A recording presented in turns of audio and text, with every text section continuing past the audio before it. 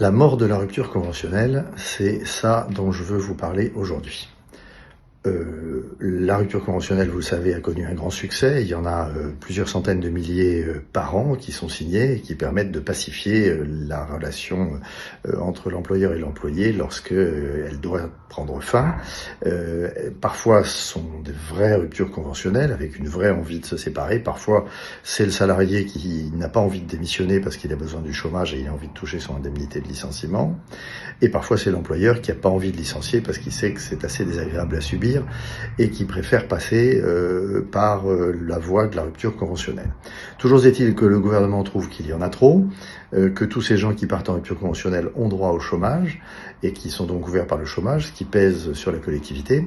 Par conséquent, au lieu de réfléchir d'une autre manière, il y avait plusieurs autres solutions. Le gouvernement a choisi la pire des solutions, augmenter la taxe sur les ruptures conventionnelles qu'on appelle pudiquement la contribution exceptionnelle, qui va passer à 40% du montant versé.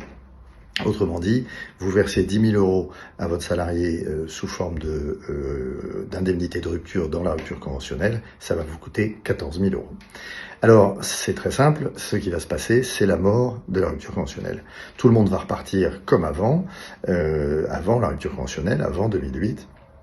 Et va tout simplement, lorsqu'un salarié viendra voir un employeur en lui disant « je voudrais signer une rupture conventionnelle et partir de l'entreprise en percevant mon indemnité de départ et en ayant le chômage après coup », l'employeur va répondre « écoutez, non, c'est trop cher, mais en revanche, vous voulez partir et avoir le chômage, il n'y a pas de problème, je vais vous licencier, éventuellement pour faute grave, même si la faute grave n'existe pas, mais ça n'a pas d'importance. Derrière, on va transiger ensemble tout de suite, et puis comme ça, vous aurez le chômage, donc vous avez le résultat que vous voulez, vous aurez le chômage, vous aurez votre indemnité, et moi, ça me coûtera moins cher. » Voilà, donc on avait trouvé la rupture conventionnelle qui était quand même un outil absolument génial. Petit à petit, en ajoutant la contribution exceptionnelle, le gouvernement l'a rendu, les gouvernements successifs l'ont rendue de plus en plus coûteuse et de plus en plus inefficace, à part que les salariés ne démissionnent plus, jamais quasiment, et qu'ils prennent un petit chèque en partant qui est leur indemnité de licenciement et qui bénéficient du chômage. On va revenir à la situation antérieure, c'est pas grave.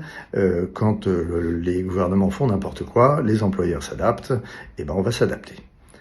À bientôt.